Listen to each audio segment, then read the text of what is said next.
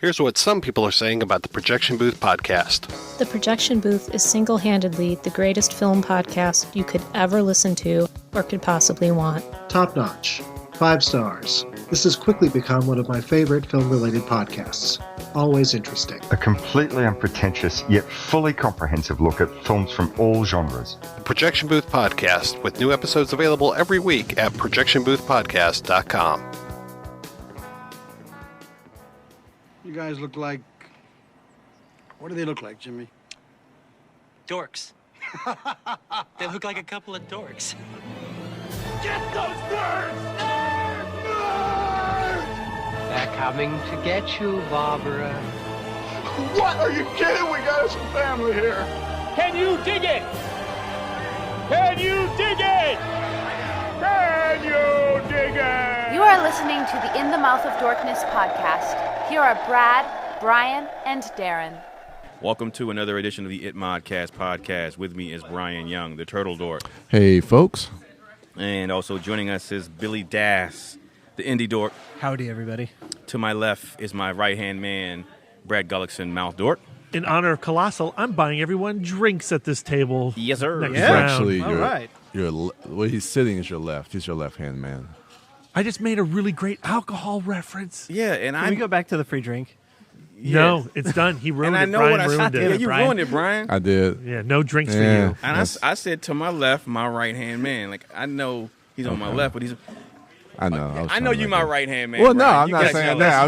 That's not how you pronounce it, Brian. Brian got in his feelings. I'm All sorry. sorts of hurt man, feelings You know right you now. always come first, B. Oh, Yeah, man. he does. Anyway. Second man. He's my right hand, but you're my right arm. How about that? Okay.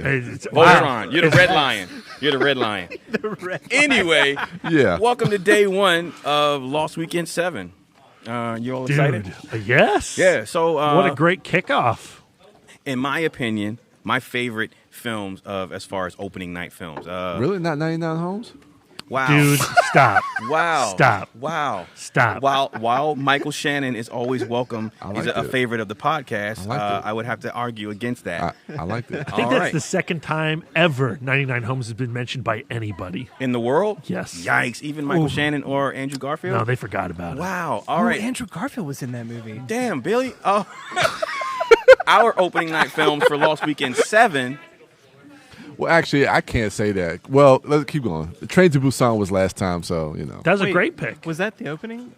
Was Well, that that was opening? the opening that night. was Captain Fantastic, Train to Captain Busan. Fantastic. Yeah. All right, well, how does that compare to this year's opening night, which is Colossal and Invisible Guest? I mean, honestly, we're going to start with Colossal. Yes, let's do it. You pair Colossal with anything. It's a pretty great opening night, Yes. in my opinion. So let's start with the Colossal. Nacho Villagondo's latest film, Neon.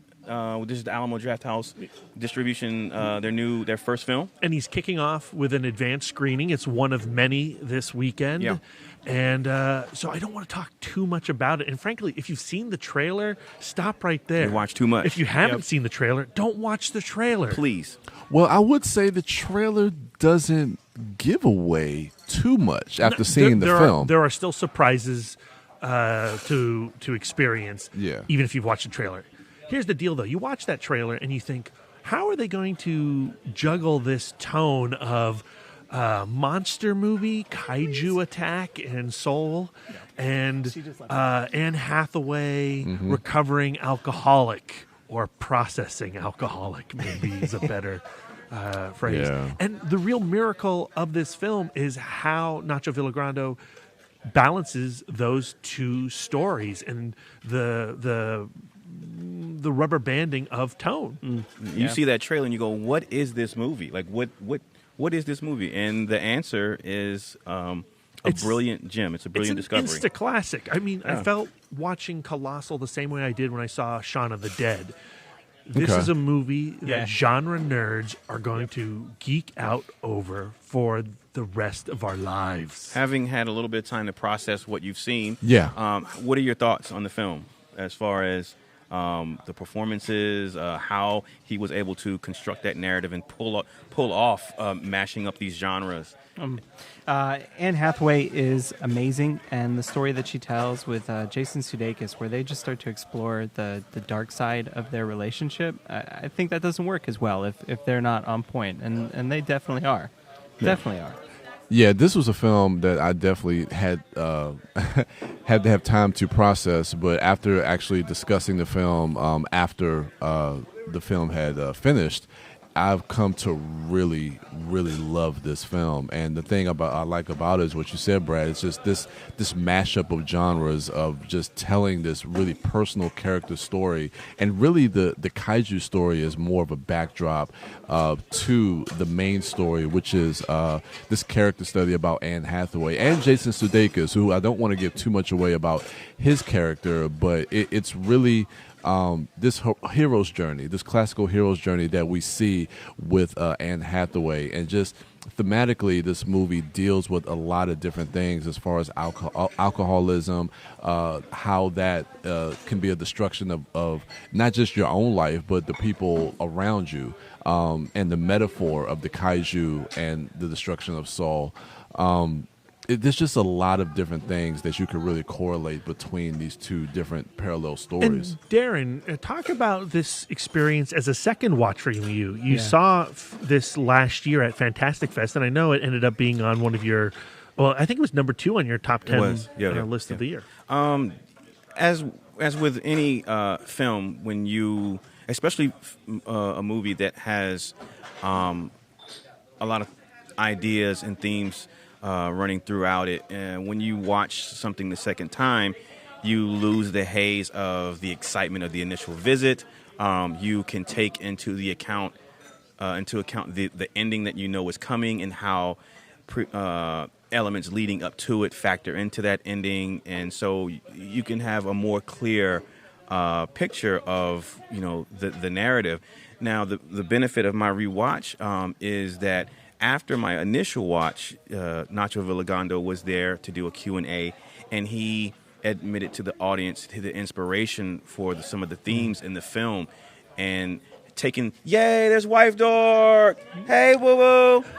Now you're rooting the illusion. The illusion, thank you, that this is not being recorded on day one. Oh, well, I'll edit that out. And so, taking into the account what he said, his inspiration for the themes of the film, and watching it the second time, I can see those parallels clearly, and it just made for a more rewarding viewing experience the second time. To look at Anne Hathaway's character in the opening of that film, when you very first see her into the frame and step into that apartment, and then juxtapose that with her final moments in the film when she's walking through the crowd the opposite direction towards the crowd, towards her monster and her demon that she's facing.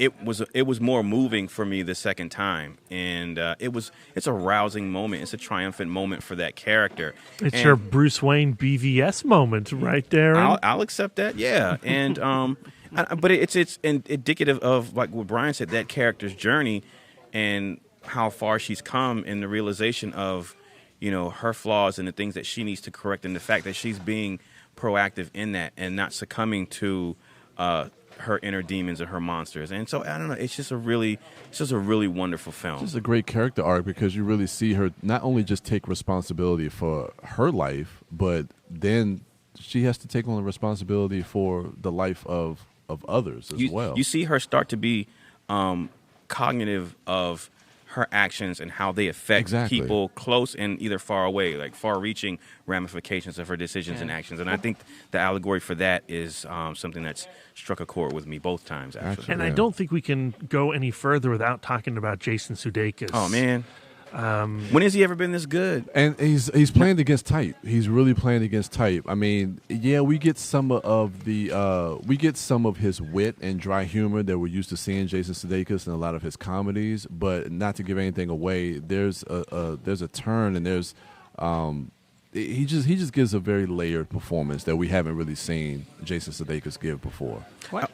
I was just gonna say, I think one of the things about Nacho is that he good characters. He's got good characters through Extraterrestrial, through Time Crimes, like all of those characters. That like there's a person there, like all over the place. I was gonna say this go round for me. The star of the film is Nacho Villagando and his directing. Yeah. If you haven't seen Time Crimes, please do yourself a favor and watch that film. And then watch his follow-up film, Extraterrestrial. As Billy said, pay attention to those characters in the films and how he creates and crafts and directs those characters.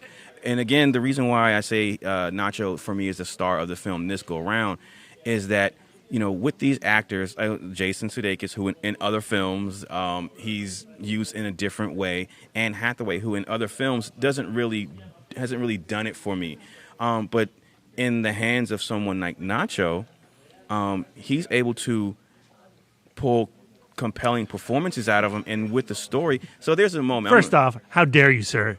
Anne Hathaway's a national treasure. She's been great in lots of things, but this is a very I said unique... struck a chord with me. Rachel getting married. I said she hasn't struck a chord with me. Well, you need to watch Love and Other Drugs. She'll strike many chords for you. Boobies.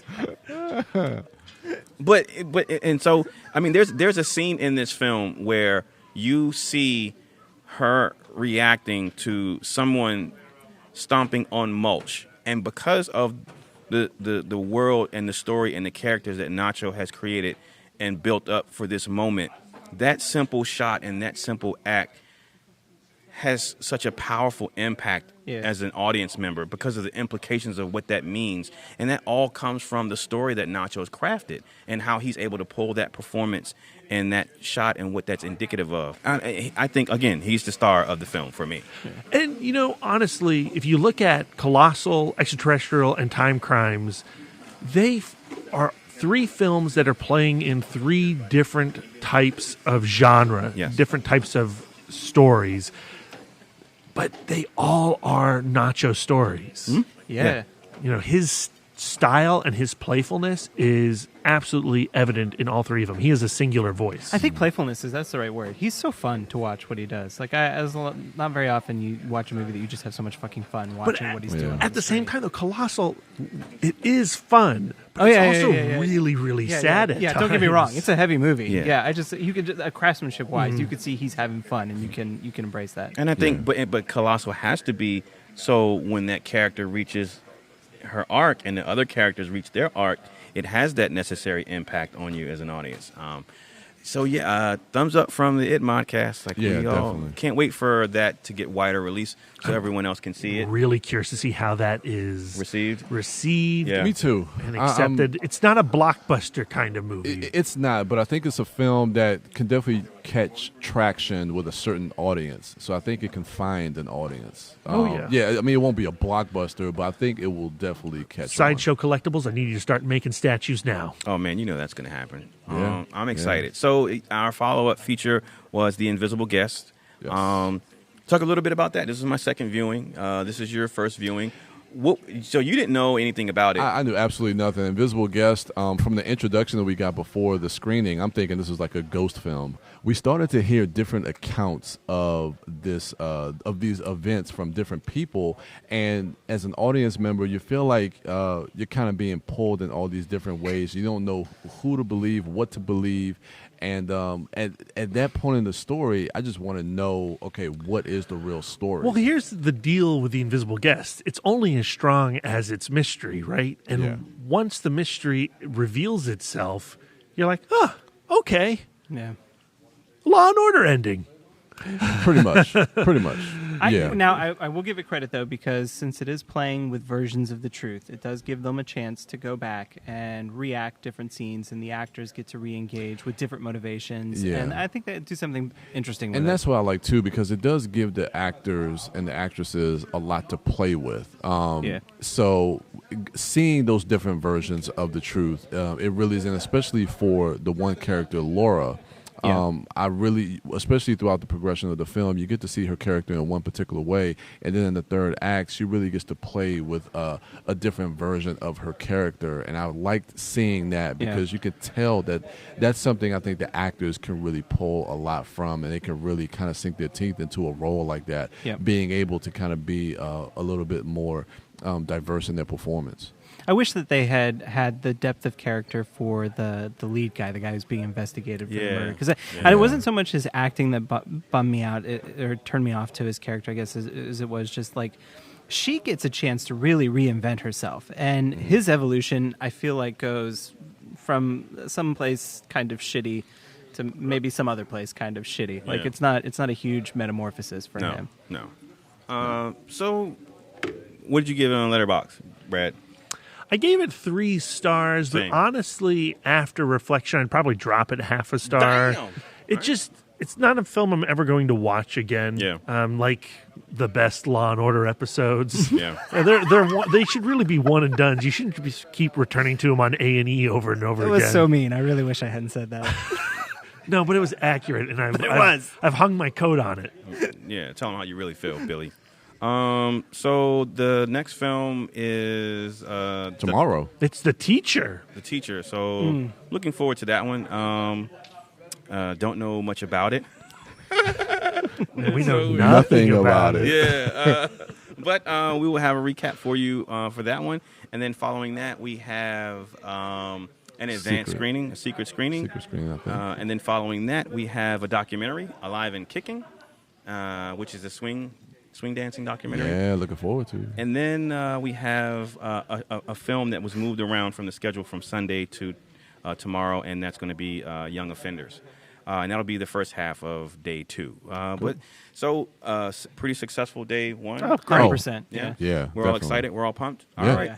So that's going to do it for us. Stay tuned to the ItModcast Facebook page, the ItModcast Twitter account, and also YouTube, the YouTube, and the Instagram account, as we will be posting pictures, tweets, and videos and mini reviews for the films in video form to keep you all abreast on the goings on here at Lost Weekend in Winchester.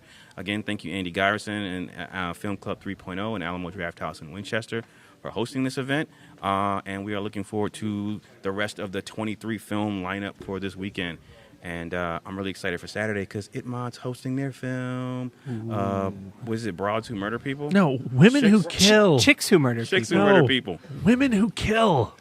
Which one is the actual title. name? That is the actual title. I've now remembered it as Chicks Who Kill. Yeah, Chicks Who Kill. It was an inside joke, Brad. You know what? There? It was probably an inside joke to an episode that we haven't lost already. No, it wasn't even recorded. This was an inside joke to something that was right. It's an inside joke for Lost Dude, Weekend. I don't know understand what's what you're happening. Yeah. All right. So stay tuned to ItModcast for all things Lost Weekend. That's going to do it for us. We will be back shortly. And until next time.